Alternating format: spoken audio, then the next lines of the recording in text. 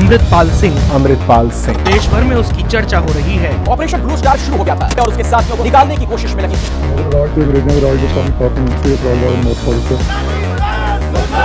पंजाब की असली स्थिति क्या है? स्थिति तो गंभीर है। इस पर मुझे अगर गौरव किसी चीज पर है, सारा जीवन मेरा सेवा में गया। खालिस्तान एक ऐसा वर्ड जो आज से करीब 40 साल पहले ऑलमोस्ट खत्म हो गया था, तो आज दोबारा से उस वर्ड की इतनी पॉपुलैरिटी और हाइप क्यों हो रही है। सो खालिस्तान के करंट टॉपिक्स डिस्कस करने से पहले मैं ये चाहता हूँ कि आप खालिस्तान की हिस्ट्री के बारे में जान लो। सो 1970s के अराउंड खालिस्तान मूवमेंट स्टार्ट हुआ था एंड इस मूवमेंट के पीछे का रियल मोटिव था सिख कम्युनिटी के लोगों के लिए एक सेपरेट होमलैंड बनाना, मतलब एक सेपरेट कंट्री फॉर्म करना। And Jagjit Singh Chauhan was the founder of Khalistan movement और जगजीत सिंह चौहान ने काउंसिल ऑफ खालिस्तान एस्टेब्लिश करी थी 12 अप्रैल 1980 को and he became it's first self style president. So Indo Pakistan partition एक बहुत बड़ा रीजन था खालिस्तान मूवमेंट को स्टार्ट करने के लिए। सो खालिस्तान की शुरुआत हुई 1823 में एंड ये मैप आइडेंटिफाई करता है पूरे सिख एम्पायर को। और 1823 में महाराजा रंजीत सिंह सिख एम्पायर को रूल करा करते थे एंड रंजीत सिंह की डेथ के बाद सिख एम्पायर थोड़ा वीक हो गया था क्योंकि सिख एम्पायर को लीड करने वाला कोई नहीं था। तो अब ब्रिटिशर्स ने मौके का फायदा उठाया और सिख एम्पायर को अपने कंट्रोल में ले लिया और हरियाणा को भी सिख एम्पायर में ऐड कर दिया। अब सिख एम्पायर स्टार्टिंग से ही काफी ज्यादा वेल्दी था। अब सिख कम्युनिटी इसी आस में थी कि जब ब्रिटिशर्स जाएंगे तो हमें हमारा सिख एम्पायर वापस मिल जाएगा। लेकिन 1929 में मोतीलाल नेहरू जी ने पूर्ण स्वराज मूवमेंट स्टार्ट कर दिया, जिसमें इंडिया को एक इंडिपेंडेंट कंट्री बनाया जाएगा जहां डेमोक्रेसी होगी और वोटिंग हुआ करेगी। उसे लेकर सिख कम्युनिटी इतना खुश नहीं थी क्योंकि अगर आप सिख कम्युनिटी की हिस्ट्री उठाओगे तो हर जगह यही लिखा होगा कि राज करेगा खालसा। अब 1946 में जब ब्रिटिशर्स के जाने का टाइम आया तो सिख कम्युनिटी ने ब्रिटिशर्स से अपना सिख एम्पायर वापस मांगा। तो ब्रिटिशर्स ने बोला जो बात पहले हो गई वो बात बीत गई, अब मेजोरिटी जो चाहती है वही होगा। और इस टाइम के दौरान पूरे इंडिया में सिर्फ 1% पॉपुलेशन ही थी सिख कम्युनिटी की, जो मेजोरिटी ऑडियंस थी वो हिंदुओं की और मुस्लिम्स की थी। अब हुआ ये, मुस्लिम्स उस टाइम नंबर्स में ज्यादा थे तो उन्होंने पार्टीशन की बात कर दी और पार्टीशन की बात से सिख कम्युनिटी बिल्कुल भी सहमत नहीं थी क्योंकि पार्टीशन की वजह से पंजाब का एक बहुत बड़ा एरिया पाकिस्तान के हिस्से में आएगा और सिख एम्पायर और छोटा हो जाएगा। एंड पार्टीशन की वजह से पंजाब का 62% एरिया पाकिस्तान में ही रह गया और पार्टीशन की वजह से 150 से भी ज्यादा श्राइन, मतलब गुरुद्वारे, पूजा स्थल एंड वेल्दी और रिच एरियाज सिख एम्पायर के पाकिस्तान में ही रह गए। सो जब पार्टीशन स्टार्ट हुआ तो सबसे ज्यादा नुकसान सिख कम्युनिटी को हुआ था और जो सिख पाकिस्तान के पंजाब वाले एरिया को नहीं छोड़ना चाहते थे उन्हें वायलेंस की वजह से पाकिस्तान को छोड़कर इंडिया शिफ्ट होना पड़ा। अब मुस्लिम्स को पाकिस्तान मिल गया था, हिंदुओं को हिंदुस्तान मिल गया था और सिख कम्युनिटी की ये डिमांड थी कि उन्हें सिक्किस्तान मिल जाए, लेकिन ऐसा हुआ नहीं और इसीलिए इंडो पाकिस्तान पार्टीशन को एक बहुत बड़ा रीजन माना जाता है खालिस्तान मूवमेंट को स्टार्ट करने के लिए। और ये जो सिक्किस्तान वाली डिमांड थी ये सिख कम्युनिटी ने इसीलिए रखी थी कि अगर इन फ्यूचर पार्टीशन होता है तो हमें भी अपना देश चाहिए, अगर पार्टीशन नहीं होता तो हमें यूनाइटेड इंडिया के साथ रहने में कोई दिक्कत नहीं है। लेकिन 1946 में नेहरू जी ने सिख कम्युनिटी को ये इंश्योर किया कि हमें कोई दिक्कत नहीं है अगर नॉर्थ के एक इलाके में सिख कम्युनिटी फ्रीली जीना चाहती है तो। लेकिन इसी के साथ साथ बहुत सारी ऐसी थ्योरीज भी हैं जिनमें ये बात कही जाती है कि नेहरू जी ने सिख कम्युनिटी को सिख एम्पायर जितना बड़ा स्टेट देने की बात करी थी और बाद में उन्हें धोखा दे दिया था। अब हम में से बहुत सारे लोगों के दिमाग में खालिस्तान को लेकर क्वेश्चंस आ रहे होंगे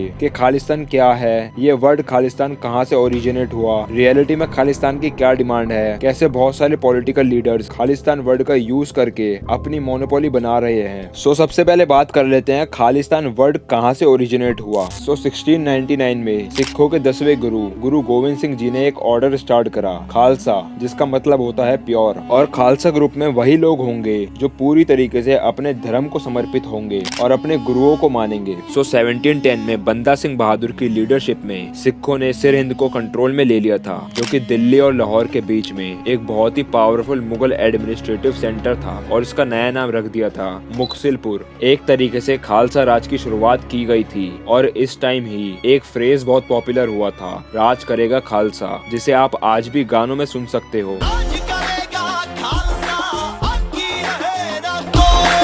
और फिर 6 साल बाद बंदा सिंह बहादुर और उनके सपोर्टर्स को मुगलों ने डोमिनेट कर लिया था और कुछ लोगों का ऐसा मानना था कि खालसा के हिसाब से किसी और पॉलिटिकल लीडर के अंडर में रहना बिल्कुल ही अनएक्सेप्टेबल है। सो 1940 में मुस्लिम्स ने लाहौर रेजोल्यूशन पास किया जिसमें मुस्लिम्स के लिए एक सेपरेट देश बनाया जाएगा और इसी के रिस्पॉन्स में डॉक्टर वीर सिंह भट्टी ने सिख कम्युनिटी के लिए एक सेपरेट देश बनाने की बात करी जो कि इंडिया और पाकिस्तान के बीच में होगा और यहाँ से ही खालिस्तान वर्ड स्टार्ट हुआ। सो 1946 में ऑल इंडिया कांग्रेस की वर्किंग कमेटी के मीटिंग के दौरान जवाहरलाल नेहरू जी ने ये कहा कि नॉर्थ में पंजाब के जवानों को एक स्पेशल कंसिडरेशन मिलना चाहिए। सो 1950 में जब कॉन्स्टिट्यूशन बनाया गया तो शिरोमणि अकाली दल ने यह कहा कि सिखों को उनके राइट्स नहीं दिए गए जितना उनसे वादा किया गया था और अकाली दल ने 2 मेजर मुद्दे उठाए जिसमें से पहला था कॉन्स्टिट्यूशन में सिखों को हिंदूज में क्लासिफाई करा गया जबकि सिखों को एक सेपरेट रिलीजियस आइडेंटिटी मिलनी चाहिए थी एंड सेकंड कॉन्स्टिट्यूशन ने धर्मों के बेसिस पर स्टेट्स नहीं बनाए। और जब अकाली दल ने इन दोनों चीजों की अपील करी तो सेंट्रल गवर्नमेंट ने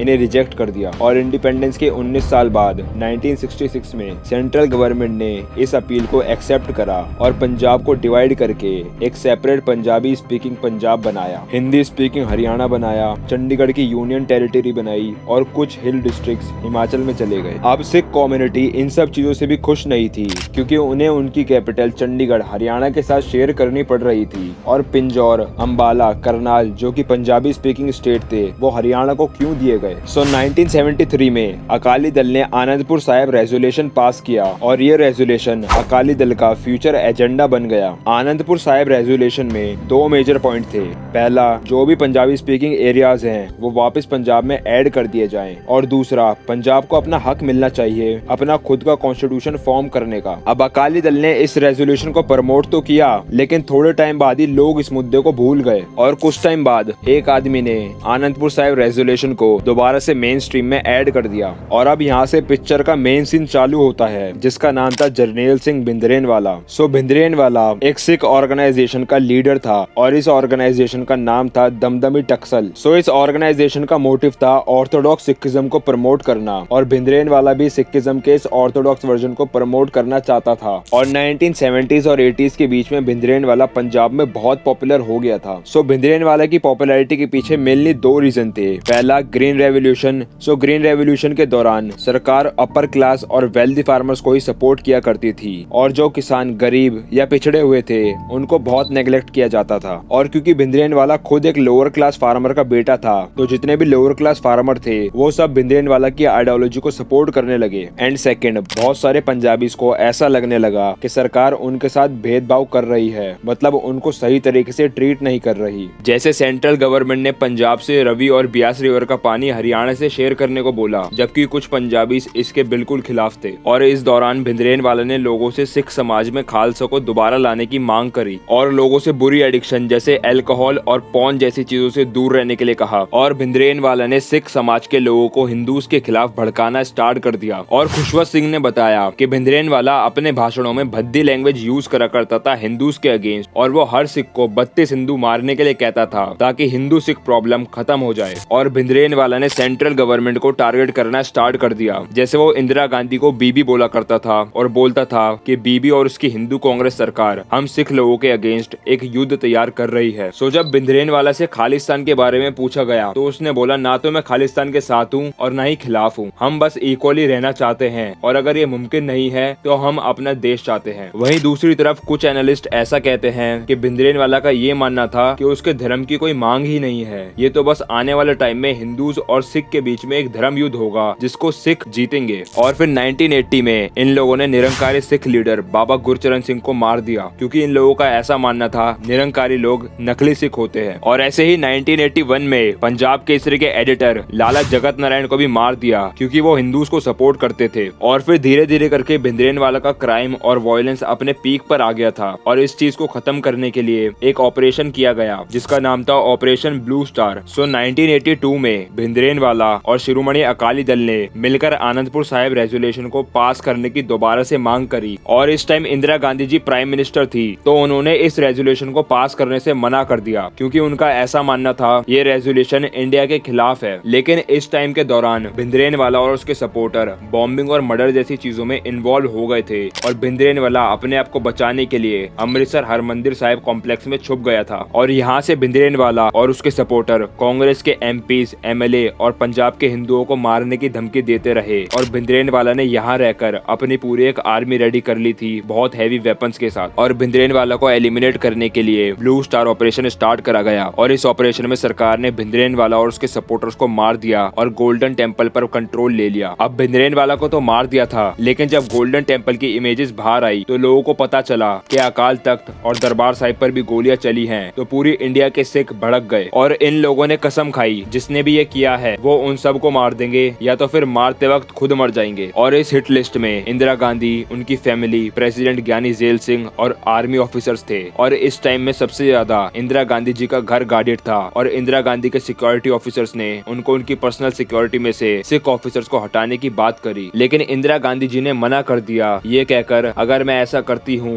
तो इसका बहुत गलत मैसेज जाएगा। और 31 अक्टूबर 1984 को इंदिरा गांधी जी को उन्हीं के पर्सनल सिक्योरिटी ऑफिसर भेंट सिंह और सतवंत सिंह ने 18 गोली मारकर उन्हें मार दिया और यहाँ से इंडियन हिस्ट्री के सबसे बड़े दंगों की शुरुआत हुई। सो इस टाइम दिल्ली में सिखों को मारा जाने लगा, सीपी में सिखों की दुकानें लूट ली गई, सिख औरतों के साथ क्राइम होने लगा, 100 से भी ज्यादा गुरुद्वारों को जला दिया गया और उस टाइम के प्रेसिडेंट यानी जेल सिंह जी पर भी पब्लिक ने अटैक करा। सो 1984 के दंगों के बाद इलेक्शंस हुए और राजीव गांधी भारी वोटों से जीते और जीतने के बाद ही उन्होंने पंजाब की प्रॉब्लम को अपनी फर्स्ट प्रायोरिटी बताया और अकाली दल के लीडर्स के साथ मिलकर राजीव गांधी ने राजीव लौंगेवाल अकॉर्ड साइन करा। और इसमें एक पॉइंट था कि 26 जनवरी 1986 को चंडीगढ़ पंजाब में ट्रांसफर कर दिया जाएगा, लेकिन भिंद्रेनवाला के सपोर्टर राजीव लौंगेवाल अकॉर्ड के बिल्कुल ही खिलाफ थे और इसके बाद उन्होंने संत हरिचंद सिंह लौंगेवाल का मर्डर कर दिया। अब भिंद्रेनवाला के सपोर्टर जो थे वो अभी भी एक्टिव थे, लेकिन सरकार धीरे धीरे करके उन्हें एलिमिनेट कर रही थी और धीरे धीरे करके सिख कम्युनिटी को प्लीज किया गया और उसके बाद कांग्रेस ने मनमोहन सिंह को भी पीएम बनाया जो कि एक सिख थे और अब सिचुएशन कंट्रोल में आ गई थी। सो जब नरेंद्र मोदी पावर में आए तो बहुत सी चीजें बदली, लेकिन फार्मर प्रोटेस्ट के दौरान खालिस्तान के नारे फिर से तेजी पकड़ने लगे और यहाँ पर एक बड़ा नाम सामने आता है दीप सिद्धू, जो कि एक एक्टर था। इसने दोबारा से खालिस्तान के नारे लगाना चालू कर दिए और फार्मर प्रोटेस्ट के दौरान नरेंद्र मोदी के खिलाफ बहुत सी बातें बोली। सो दीप सिद्धू ने वारिस पंजाब दे नाम की एक ऑर्गेनाइजेशन बनाई थी जिसका ऑब्जेक्टिव था कि ये सेंट्रल गवर्नमेंट से पंजाब के राइट्स दिलवाएगी, लेकिन पंजाब इलेक्शन से 5 दिन पहले ही दीप सिद्धू की एक कार एक्सीडेंट में डेथ हो गई थी। अब यहाँ पर एंट्री होती है अमृतपाल सिंह की। इसके बारे में मैं आपको थोड़ा सा ब्रीफ दे देता हूँ। ये दुबई में रहता था और अपनी फैमिली का ट्रेवल बिजनेस हैंडल किया करता था और दुबई से ये दीप सिद्धू के टच में था। सो दीप सिद्धू की डेथ के बाद अमृतपाल को सितंबर 2022 में वारिस पंजाब दे का हेड अनाउंस कर दिया गया। अब दीप सिद्धू की फैमिली ने ये कहा कि अमृतपाल ने खुद अपने आप को जबरदस्ती हेड बनाया है। वहीं दूसरी तरफ वारिस पंजाब दे के जो सपोर्टर्स हैं उनका ये मानना है कि दीप सिद्धू के जो सपोर्टर्स हैं उन्होंने खुद ही इसको हेड अनाउंस करा है। अब अमृतपाल ने हेड बनते ही खुद को भिंद्रेनवाला का सपोर्टर और भिंद्रेनवाला को अपना आइडियल बताया और भिंद्रेनवाला की आइडियोलॉजी पर अमृतपाल चलने लगा और इसी रीजन की वजह से सिर्फ 6 महीने में अमृतपाल पूरे पंजाब में बहुत पॉपुलर हो गया। और अमृतपाल ने सीधा ये बोला कि अगर अब कोई सिख कम्युनिटी की डिसरिस्पेक्ट करेगा तो इसका हिसाब कोर्ट कचहरी या पुलिस नहीं देगी, हम करेंगे। और अब अमृतपाल हर जगह पॉपुलर हो रहा है। इसका प्राइम एग्जाम्पल है जब अमृतपाल के साथी तूफान सिंह को पुलिस ने किडनैपिंग के केस में अरेस्ट करा तो अमृतपाल ने हजारों लोगों के साथ पुलिस स्टेशन पर अटैक कर दिया और अब बहुत सारे लोगों को अमृतपाल में भिंद्रेनवाला दिख रहा है, जिसकी वजह से खालिस्तान दोबारा से मेन स्ट्रीम में आ रहा है।